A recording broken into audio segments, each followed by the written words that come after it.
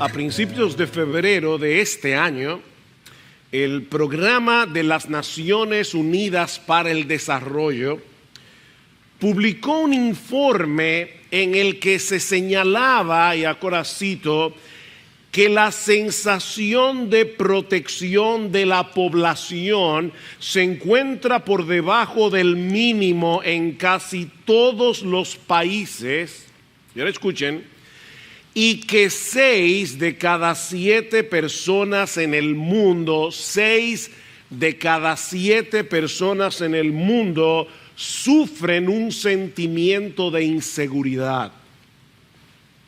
Según este informe, las naciones con algunos de los niveles más elevados de salud, riqueza y educación muestran un mayor grado de ansiedad que hace 10 años.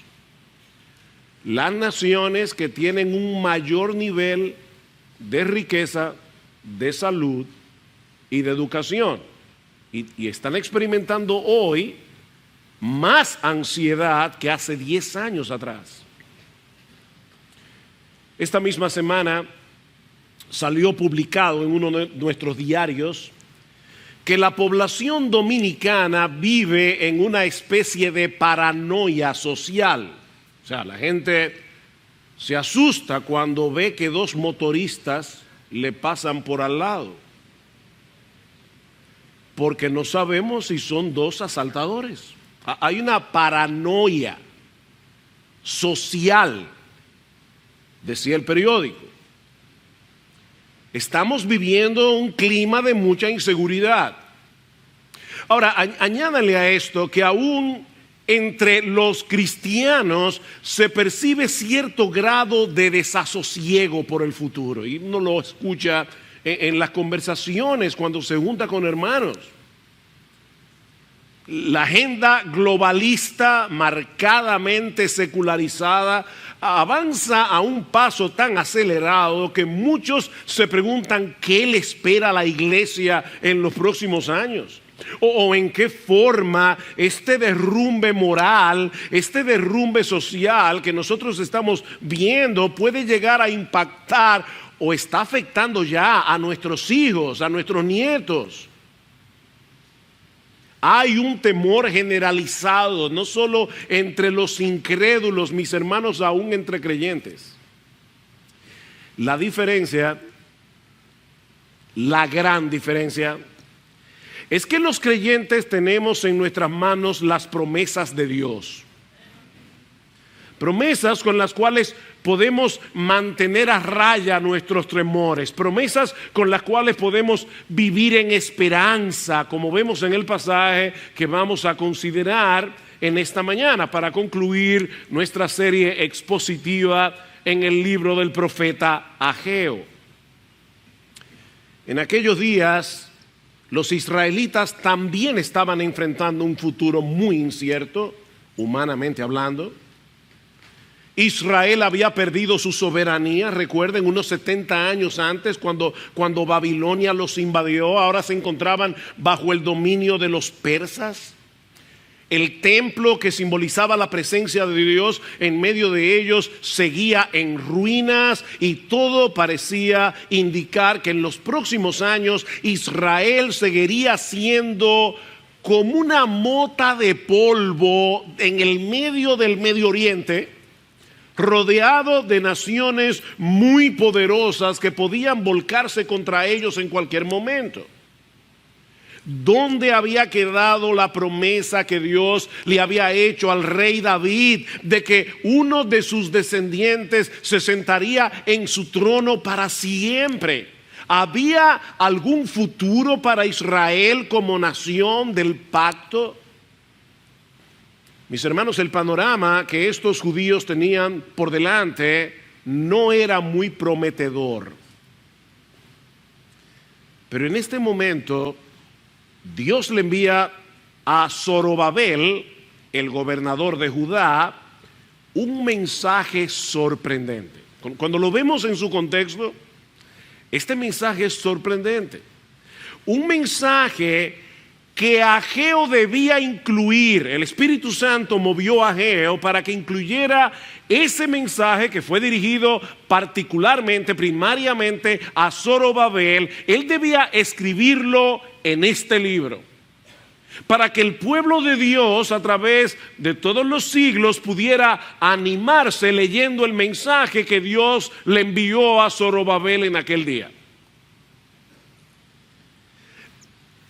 Mi hermano, tú y yo necesitamos abrazar de corazón el mensaje que Dios le envió a Zorobabel. Ese mensaje está aquí. Dios hubiera podido darle un mensaje privado a Zorobabel y no haberlo incluido en su palabra. Pero ¿sabes por qué ese mensaje está aquí? Porque Dios sabía que tú y yo necesitábamos ese mensaje. Era para Zorobabel y era para ti, y era para ti, y era para ti, y era para mí. Y Dios quería que Zorobabel en ese momento, en medio de tanta debilidad, en medio de tanta inseguridad, en medio de tanto temor por el futuro, Dios quería que Zorobabel supiera tres cosas. Y que tú y yo supiéramos esas mismas cosas. En primer lugar, que sus planes se cumplirían sin lugar a dudas, porque nuestro Dios posee un dominio absoluto sobre todas las cosas. Los planes de Dios se van a cumplir. Versículo 20 otra vez. Y la palabra del Señor vino por segunda vez a Ageo el día 24 del mes, es decir, el mismo día del mensaje tercero, el 18 de diciembre en nuestro calendario. Dios le envió otro mensaje a Ageo, pero esta vez dirigido específicamente a Zorobabel. ¿Y cuál fue el mensaje? Mis hermanos, pongan atención a la gramática de este texto. Pongan atención. Versículo 21. Habla a Zorobabel, gobernador de Judá, diciendo yo. Esa es la palabra clave de todo este pasaje. Yo, Dios, estremeceré los cielos y la tierra. Yo volcaré el trono de los reinos. Yo destruiré el poder de los reinos de las naciones. Yo volcaré el carro y a los que montan en él, y caerán los caballos y sus jinetes, cada uno por la espada de su hermano. En aquel día, declara el Señor de los ejércitos, yo te tomaré a ti, Zorobabel, hijo de Salatiel, siervo mío, declara el Señor, y yo te pondré como anillo de sello, porque yo te he escogido, declara el Señor. 7 veces en 3 versículos. Yo lo haré, yo lo haré, yo lo haré. De ahí el título de mi sermón: espera en mí, que yo lo haré. Yo lo haré. Esto no es lo que Dios tiene la esperanza de llevar a cabo siempre que no suceda ningún imprevisto. Ustedes ven gente que le dice: mira, fulano, yo espero tenerte esto a tiempo, yo espero estar en tu casa el martes con esto, siempre y cuando no suceda nada. Eric estaba supuesto a estar aquí hoy para dirigir una reunión, pero no está. Porque nosotros no tenemos control de todas las cosas. Pero nuestro Dios sí. Esto es lo que Dios ha dicho que hará, y lo hará con toda certeza, porque nada ni nadie puede oponerse a sus planes. Nada ni nadie puede frustrar las decisiones de Dios.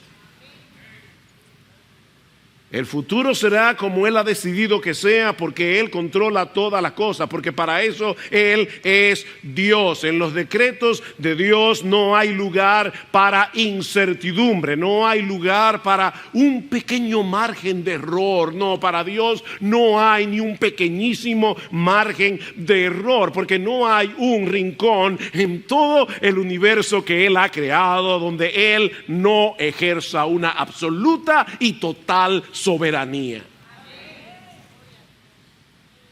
Nuestro Dios no tiene rival. Nuestro Dios no tiene nada que se le asemeje. De hecho, él mismo dice en Isaías capítulo 46, versículo 9, no hay ningún Dios como yo, que anuncio lo por venir desde el principio y desde la antigüedad lo que aún no era hecho, que digo, mi consejo, mi decreto permanecerá y haré todo lo que quiero. ¿Oyeron eso? Todo, no un 50%, no un 99%.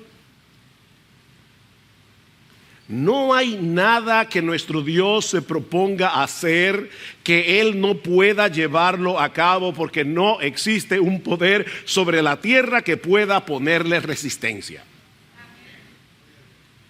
Todos los habitantes de la tierra son considerados como nada, dijo Nabucodonosor, el gran emperador de Babilonia. Todos los habitantes de la tierra, todos son considerados como nada comparados con Dios. Toda la humanidad completa, cada ser humano queda reducida a nada, incluyendo a los ricos, incluyendo a los poderosos. Y Él hace según su voluntad, sigue diciendo Nabucodonosor. Tenía una mejor teología que muchos evangélicos en el día de hoy. Él hace según su voluntad en el ejército del cielo y en los habitantes de la tierra, y no hay quien detenga su mano y le diga ¿qué haces? Ni en el cielo ni en la tierra existe un poder que pueda frenar, que pueda frustrar los planes de Dios. Isaías 40:15. Oigan esto, hermanos. He aquí que las naciones le son como la gota de agua que cae del cubo, y como menudo polvo en la balanza le son estimadas. ¿Te parece muy poderosa la ONU? Parece poderosa. ¿Te parece poderoso el poder militar de Rusia? ¿O el poder militar de los Estados Unidos de Norteamérica? Bueno, déjame decirte que para Dios, la ONU, la OEA, Estados Unidos, Rusia, Ucrania y todos los países juntos son como esa gota de agua que cae del cubo cuando tú estás limpiando casa. Tú moviste el cubo, se cayó una gota de agua, y esas son todas las naciones juntas para Dios. Imagínate por un momento que tú vas al mercado a comprar mangos, y los mangos los pesan, y tú le dices a la persona: mira, límpiame bien ese mango porque yo no quiero que el polvo me lo ponga más caro. Eso sería ridículo. Bueno, eso es exactamente lo que dice aquí. Dice que todas las naciones son como menudo polvo en la balanza. O sea, así como el polvo pegado del producto no puede mover la balanza, las naciones tampoco. Y sigue diciendo Isaías: como nada son todas las naciones delante de ti, y en su comparación serán estimadas en menos que nada y que lo que no es. Como si no existieran. Mira, mi hermano, mi hermana, no cometas el error de comparar el poder de las naciones y de todos esos organismos internacionales con nuestra capacidad de respuesta, porque te vas a llenar de ansiedad, te vas a llenar de temor. No compares el poder de esas naciones contigo, no compares el poder de esos organismos contigo. De Moisés se dice en Hebreos capítulo 11 que por la fe dejó a Egipto, no temiendo la ira del rey. ¿Sabes por qué? Porque se sostuvo como viendo al invisible. No temiendo la ira de Faraón, porque él se sostuvo como viendo al invisible. Mi hermano, espera en ese Dios que puede decir con toda certeza: yo lo haré. Espera en mí, yo lo haré. Porque Él sigue sentado en su trono, gobernando todas las cosas para su gloria y para el bien de su pueblo, aunque en este momento no tengamos ni idea de lo que Él está haciendo ni por qué. Lo segundo que Dios le dice a Zorobabel y a todos nosotros en el día de hoy es que todos los reinos rivales de Dios serán destruidos. Todos. Ninguna oposición contra Dios prevalecerá. Versículo 21. Habla Zorobabel, gobernador de Judá, diciendo: yo estremeceré los cielos y la tierra, y volcaré el trono de los reinos, y destruiré el poder de los reinos de las naciones, y volcaré el carro de los que y a los que montan en él, y caerán los caballos y sus jinetes, cada uno por la espada de su hermano. Esta figura del versículo 21, yo estremeceré los cielos y la tierra, es muy similar a lo que vimos en los versículos 6 y 7 de este mismo capítulo. ¿Recuerdan cuando dice que Dios iba a hacer temblar a los reinos de las naciones? Solo que en aquel momento el significado era muy diferente. Ageo capítulo 2, versículo 6, porque así dice el Señor de los ejércitos: una vez más, dentro de poco yo haré temblar los cielos y la tierra, el mar y la tierra firme, y haré temblar a todas las naciones. Vendrán entonces los tesoros de todas las naciones, y yo llenaré de gloria esta casa, dice el Señor de los ejércitos. Esta profecía se repite una y otra vez en los profetas. Ellos visualizaban el día en que habría de cumplirse la promesa que Dios le hizo a Abraham de que a través de uno de sus descendientes serían benditas todas las familias de la tierra. Dice en Sofonías capítulo 3 versículo 9, escuchen esto, mis hermanos, porque aquí están incluidos los dominicanos. Dice que Dios daría a los pueblos labios puros, a todos los pueblos, para que todos ellos invoquen el nombre del Señor, para que les sirvan de común acuerdo. Desde más allá de los ríos de Etiopía, mis adoradores, mis dispersos traerán mi ofrenda. Ven, Dios aparece y todas las naciones se rinden ante Él, o gente de todas las naciones. Esta profecía se cumplió cuando Dios el Hijo se hizo hombre en su primera venida.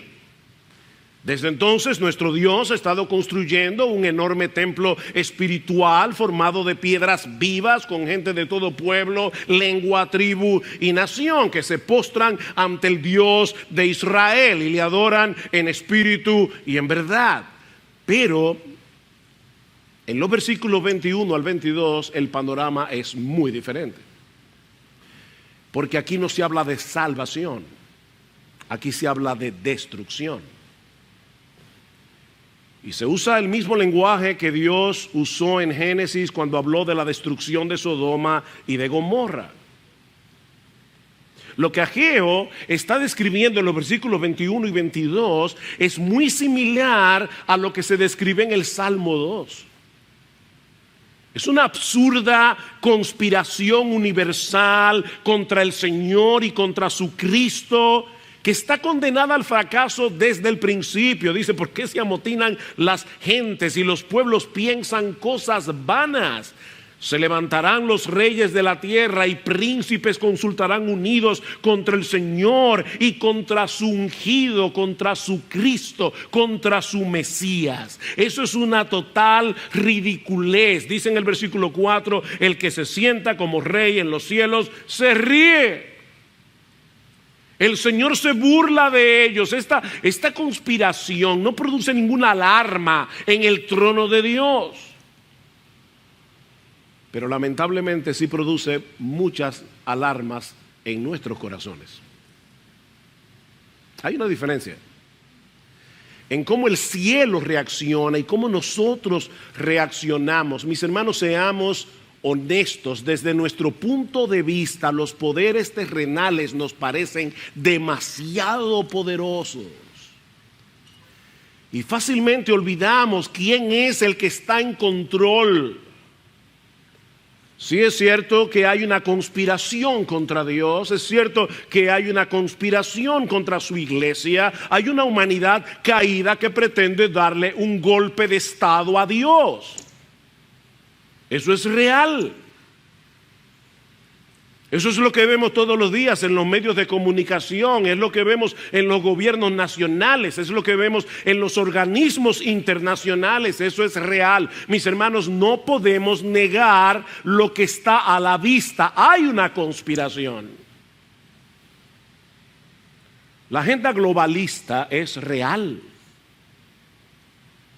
El movimiento LGBTQ es real. La ideología de género es real. Mis hermanos, todos esos organismos internacionales que están tratando de implantar una dictadura ideológica en países como los nuestros, eso es real.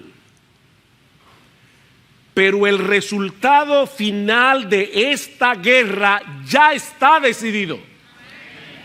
Ese es el punto. Sí, algunos de estos grupos ganarán batallas aquí y allá, porque el Dios soberano, por alguna razón que nosotros no entendemos, les va a permitir ganar ciertas batallas, pero no ganarán la guerra, mis hermanos. Ya Dios determinó, ya Dios decretó la destrucción final de todos los reinos que se le oponen al suyo. Por eso alguien decía muy sabiamente que no debemos cometer el error de visualizar el futuro a la luz del presente. No. Debemos visualizar el presente a la luz del futuro. Son dos formas muy distintas de ver la vida. Todos los poderes que se le oponen a Dios serán suprimidos, serán destruidos.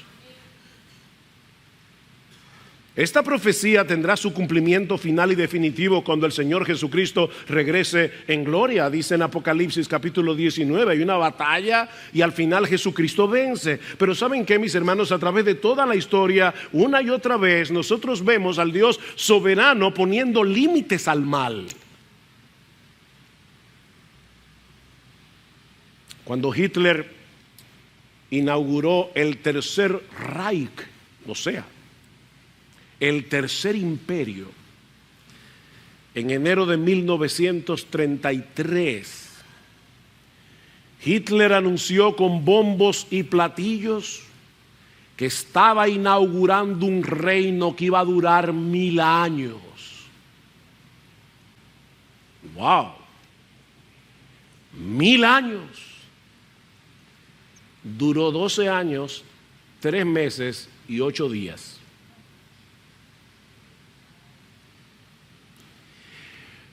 Porque es Dios y no el hombre el que determina los movimientos de la historia. Solo Él tiene poder para decir con certeza: yo lo haré. Este sistema que ahora opera contra el Dios del cielo será completamente destruido, pero como dice Pedro, según su promesa, nosotros esperamos nuevos cielos y nueva tierra en los cuales mora la justicia. Lo que Pedro está diciendo es: porque Dios lo prometió, nosotros podemos esperarlo. Los burladores dicen, ¿verdad?, ¿dónde está la promesa de su advenimiento? Estos evangélicos tienen años diciendo: Cristo viene, Cristo viene, Cristo viene, y Él no viene. Pero tú y yo sabemos que cuando Dios promete algo, no importa cuántos años pasen, Él lo cumplirá. Entonces, como Él prometió cielos nuevos, tierra nueva, donde mora la justicia, dice Pedro, nosotros podemos esperar en eso. E incluso sigue diciendo Pedro, nosotros tenemos que vivir ahora a la luz de esa promesa. ¿Cómo no debéis vosotros andar en una santa y piadosa manera de vivir? Porque Dios cumplirá lo que prometió. Y eso nos lleva a la tercera parte del mensaje que Dios le dio a Zorobabel. Y es que Dios le dice a este hombre, en palabras, ¿verdad?, que tenemos que explicar, que la línea davídica, o sea, la línea del rey David, de la que vendría el Mesías, esa línea sería preservada hasta el establecimiento del reino del Mesías, porque nuestro Dios es fiel a sus promesas, porque lo declara Jehová de los ejércitos. Versículo 23. En aquel día, y esa es una expresión que habla del día del Señor, el día que apunta hacia la segunda venida de Cristo. En aquel día, declara el Señor de los ejércitos, te tomaré a ti, Zorobabel, hijo de Salatiel, siervo mío, declara el Señor, y te pondré como anillo de sello, porque yo te he escogido, declara el Señor de los ejércitos. Para poder entender esta parte del mensaje, es necesario que nosotros sepamos quién era Zorobabel. A lo largo de esta serie hemos estado hablando de Zorobabel, el gobernador de Judá, pero no hemos hablado mucho acerca de él, de hecho casi nada. ¿Quién era Zorobabel? Bueno, Zorobabel era nieto de Joacim. Oh, wow. Pastor, ¿y quién era Joacim? Bueno, Joacim fue el último rey de la línea davídica que reinó legítimamente en Jerusalén antes del cautiverio babilónico. Después de Joacim, que fue llevado cautivo a Babilonia, Nabucodonosor puso como títere a su tío Sedequías, pero era un rey títere, el rey legítimo de la línea de David, el último rey legítimo que reinó en Israel, en Jerusalén, antes del cautiverio babilónico, fue Joacim, el abuelo de Zorobabel. De manera, mis hermanos, que Zorobabel era un descendiente legítimo del rey David, aunque en ese momento de la historia no tenía posibilidad alguna de volver a ocupar el trono, porque Israel había perdido su autonomía política. Israel estaba bajo el poder de los persas, como decíamos al principio, y ellos reconocieron, los persas, a Zorobabel como el gobernador de Judá. Bueno, ahora con esto en mente, vean una vez más el versículo 23. En aquel día, declara el Señor de los ejércitos, te tomaré a ti, Zorobabel, hijo de Salatiel, siervo mío. Es la primera vez en el libro de Ageo que en vez de llamarle a Zorobabel gobernador de Judá, Dios le llama su siervo. La primera y única vez. Tú eres mi siervo, y ese es un título que se usa en el Antiguo Testamento para referirse a David y para referirse al Mesías descendiente de David. De hecho, lo pueden ver claramente si leen los capítulos 40 al 55 del libro de Isaías. Verán como una y otra vez Dios se refiere al Mesías como su siervo. Y ahora le dice: yo te pondré como anillo de sello, porque yo te he escogido. ¿Y eso qué significa? Bueno, este sello era un símbolo de autoridad y era usado para endosar todos los documentos oficiales. Se ponía la arcilla y entonces el sello del rey era como la firma del rey sobre un documento. Este anillo era tan importante que los reyes solían llevarlo consigo como una medida de protección, ya sea puesto en la mano o en un collar en el cuello. Este sello era sumamente importante. Y ahora Dios le dice a Zorobabel: yo te tomaré, te pondré como anillo de sello, es decir, yo te protegeré como si tú estuvieras en la palma de mi mano, y te investiré de mi autoridad real, porque yo te he escogido. Ahora, el trasfondo de esta promesa la encontramos en el capítulo 22 del libro del profeta Jeremías. donde Dios le anuncia a Joacim, el abuelo de Zorobabel, que él sería llevado en cautiverio a Babilonia por causa de su pecado y que ninguno de sus descendientes inmediatos volverían a sentarse en el trono de Israel. Y el lenguaje que usa Dios en Jeremías capítulo 22, versículo 24, es muy similar al que usa Ageo en el versículo 23. Dios le dice, Jeremías 22, vivo yo, declara el Señor, aunque Conías, hijo de Joacim, rey de Judá, fuera un anillo en mi mano derecha, aún de allí lo arrancaría. ¿Ven la advertencia de juicio? Te voy a arrancar. Tú has sido un anillo de sello en mi mano, pero aún estuvieras en mi mano derecha. Yo quiero que tú sepas que ya no hay esperanza para ti. Aún de allí te arrancaría y te enviaría cautivo a Babilonia. Para Joacim no había remedio, ni para ninguno de sus descendientes.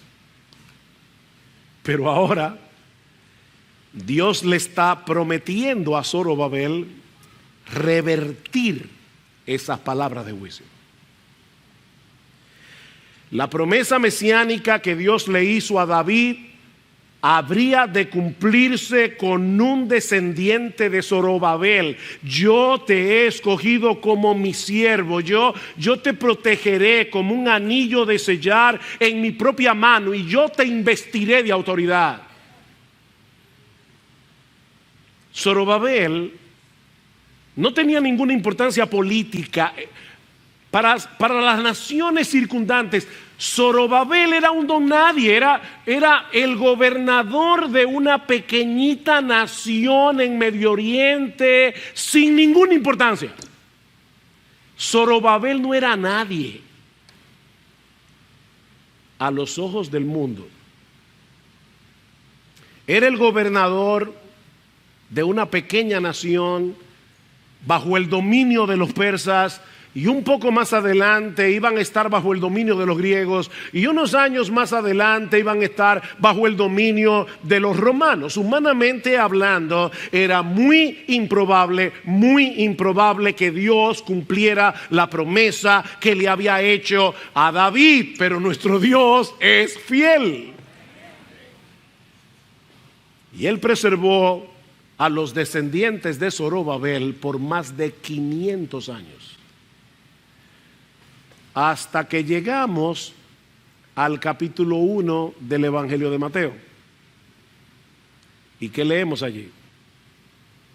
Que después de la deportación a Babilonia, Jeconías engendró a Salatiel, Salatiel engendró a Zorobabel, Zorobabel a Abiud, y así sigue descendiente tras descendiente hasta llegar a Jacob, que engendró a José, el marido de María, de la cual nació Jesús, llamado el Cristo. Déjame hacerte una pregunta. ¿A ti te aburren las genealogías? ¿Tú crees que la Biblia sería mejor, sería más emocionante si no tuviera genealogías? Las genealogías, que a muchos tanto les aburren, están allí para probar que nuestro Dios es fiel. Nuestro Dios es fiel. Él cumplió en Cristo lo que le prometió a David, un rey eterno. ¿Cómo comienza Mateo? Este es el libro de la genealogía de Jesucristo, hijo de David, hijo de Abraham. Si nosotros no tuviéramos todas esas genealogías, no podríamos trazar la fidelidad de Dios, preservando a toda una nación, generación tras generación, hasta que Dios cumpliera la promesa de que David se levantaría un rey que se sentaría en su trono para siempre, que de un descendiente de Abraham se levantaría uno en el cual serían benditas todas las familias de la tierra. Y Zorobabel está allí. De hecho, en Lucas capítulo 3, en el versículo 27, la genealogía en la versión de Lucas, nosotros vemos que Zorobabel también está en la genealogía de María. Se mencionan en los dos pasajes. Nuestro Dios es fiel, hermanos. Israel tuvo que esperar 520 años para ver el cumplimiento de esta promesa. Pero nuestro Dios es fiel. Y aunque el Mesías murió en debilidad en una cruz romana, Él resucitó al tercer día y Él ascendió a los cielos y Él está sentado como rey a la diestra del Padre hasta que todos sus enemigos sean puestos por estrado de sus pies, ya sea por conversión o por destrucción. Pero todos sus enemigos serán puestos por estrado de sus pies. Mis hermanos, el día llegará cuando en el nombre de Jesús se doblará toda rodilla de los que están en los cielos y en la tierra y debajo de la tierra, y toda lengua confesará que Jesucristo es el Señor, para la gloria de Dios el Padre. No hay posibilidad alguna de que la historia humana termine de otro modo, porque el soberano del universo dijo que lo hará. En los días de Zorobabel esta promesa no parecía cumplible. Los poderes de este mundo parecían demasiado poderosos, lo mismo que pasa hoy. Pero Dios cumplió lo que prometió. ¿Dónde está el poderío de los persas? ¿Dónde está el imperio que fundó Alejandro el Grande? ¿Dónde está el imperio romano? ¿Dónde están todos esos imperios? Pero Jesús está sentado en su trono y volverá por segunda vez, como dice Pablo en 2 Tesalonicenses, para dar retribución a los que no conocieron a Dios ni obedecen al evangelio de nuestro Señor Jesucristo. Óyeme bien, mi amigo, no seas uno de esos de los que dice Pedro que se burlan preguntando: ¿y dónde está la promesa de su advenimiento? Cristo viene por segunda vez, y si tú no te has arrepentido de tus pecados, si tú no has venido a Cristo en arrepentimiento y fe, humillado, pidiendo perdón, el día de su venida será tu desgracia.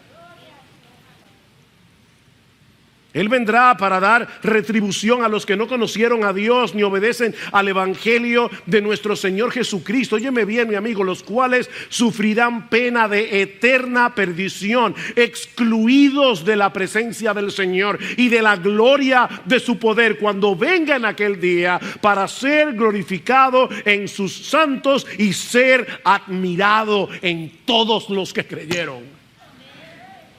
Tú y yo veremos ese día y admiraremos extasiados a nuestro bendito Salvador.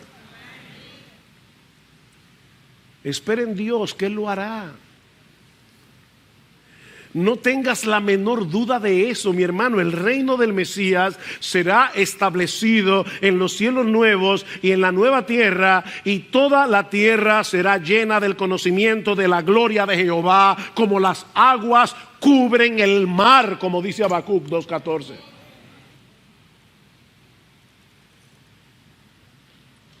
Ahora hay un detalle adicional en este texto que no podemos pasar por alto. Ya explicamos lo que el texto significa. Ahora, hermanos, ¿para qué Dios le dijo todo eso a Zorobabel? Ahora vamos a ver el libro entero, el contexto en el libro entero. ¿Para qué fue que Dios le dijo todo eso a Zorobabel? Espera en mí, yo lo haré, yo lo haré, yo lo haré. Yo voy a destruir los reinos de las naciones. Nadie se puede oponer a mí. El reino del Mesías prevalecerá. Era para que Zorobabel ahora se sentara tranquilo. Bueno, ya no hay problema. Esperemos que Dios destruya a los malos, que el Señor establezca su reino y nosotros sentémonos aquí a esperar. ¿Fue para eso? ¿O fue para animarlo a continuar con la reconstrucción del templo? Poniendo piedra sobre piedra, con la vista puesta en ese futuro glorioso que nos espera. El templo se acabó de construir 5 años más tarde, en el 515 antes de Cristo. No era un templo como el de Salomón, no era tan espectacular, pero ellos terminaron la obra que Dios les dijo que hicieran. Zorobabel, yo no te pido que tú hagas un edificio súper, ultra espectacular. Yo te pido que termines el templo. Piedra sobre piedra, piedra sobre piedra. Y Zorobabel desaparece del panorama hasta Mateo 1.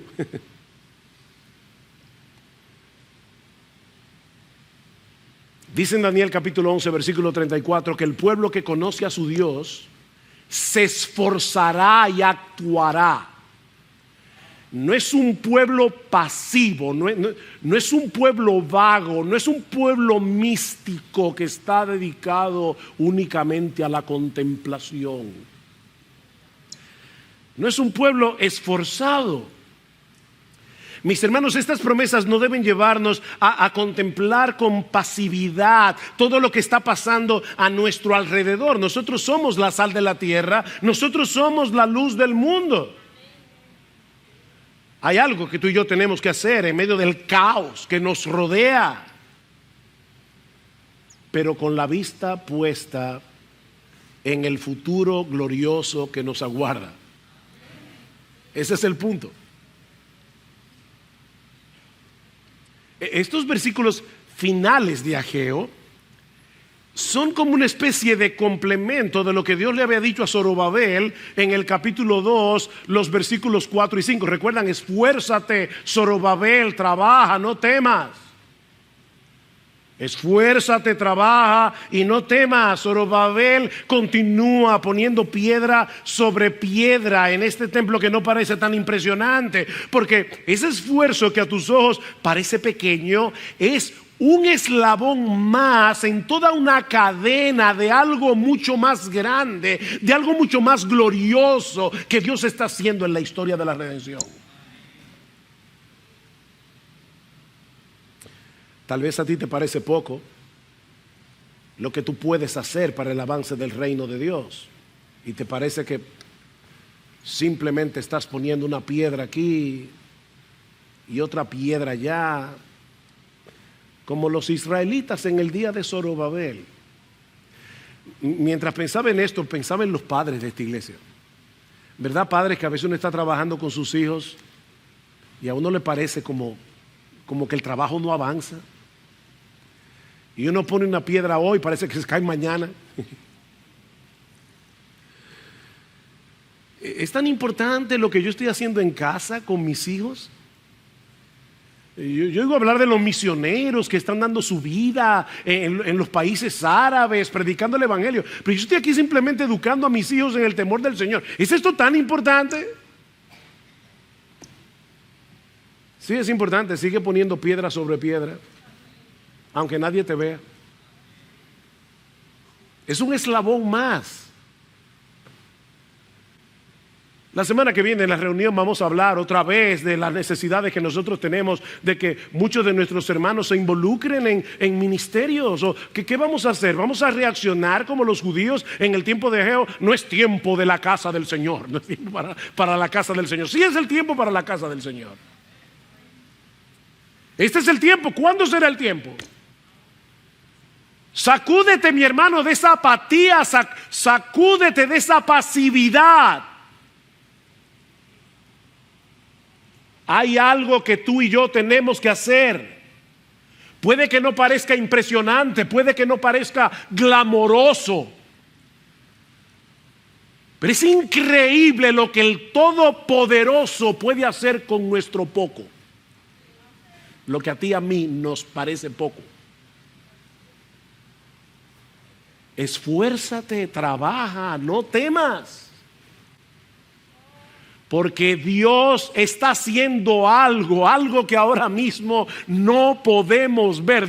Dios está haciendo algo para la gloria de su Hijo. Dios está construyendo un templo espiritual de piedras vivas, de todo pueblo, lengua, tribu y nación. Dios lo está haciendo y lo está haciendo con el pequeño esfuerzo tuyo y mío. Porque nosotros tenemos un tesoro en vasos de barro. ¿Sabes para qué? Para que la excelencia del poder sea suya y no nuestra. Somos como Zorobabel. Estamos aquí poniendo una piedra y otra piedra y otra piedra. Y uno dice, ¿a dónde va a llegar esto?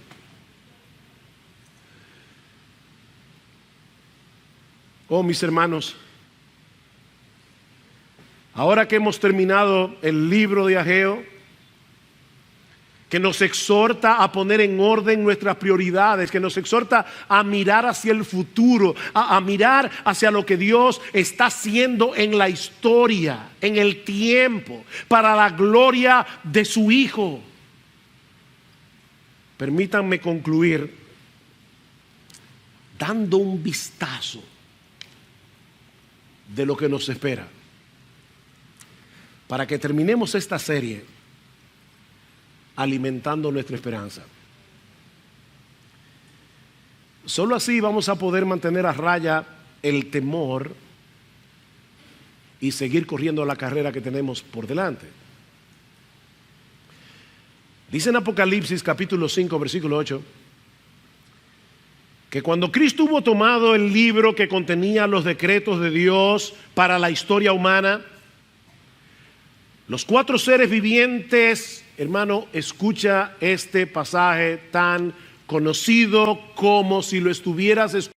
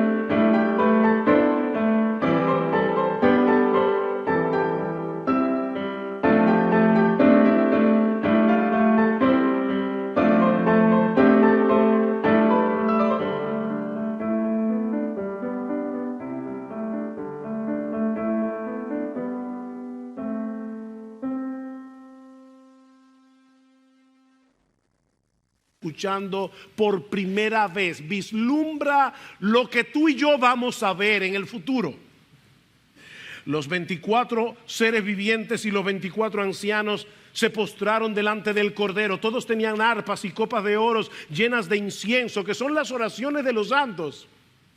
Y cantaban un nuevo cántico diciendo: digno eres de tomar el libro y de abrir sus sellos, porque tú fuiste inmolado y con tu sangre nos has redimido para Dios de todo linaje y lengua y pueblo y nación, y nos has hecho para nuestro Dios reyes y sacerdotes, y reinaremos sobre la tierra. Tú y yo reinaremos sobre la tierra. Esa promesa no es para George Soros, esa promesa no es para Bill Gates, esa promesa no es para los miembros de la ONU, esa promesa es para esos débiles creyentes que han puesto su confianza en Jesucristo. Los mansos reinarán para siempre sobre la tierra.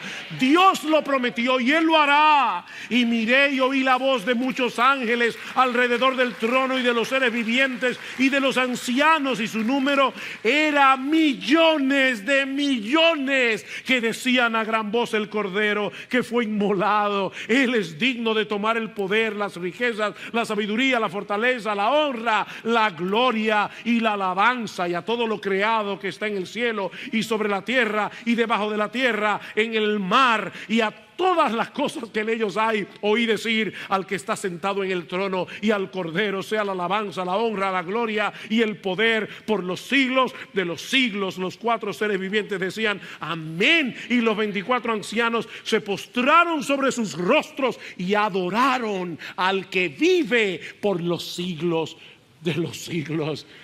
Glorias sean dadas a nuestro bendito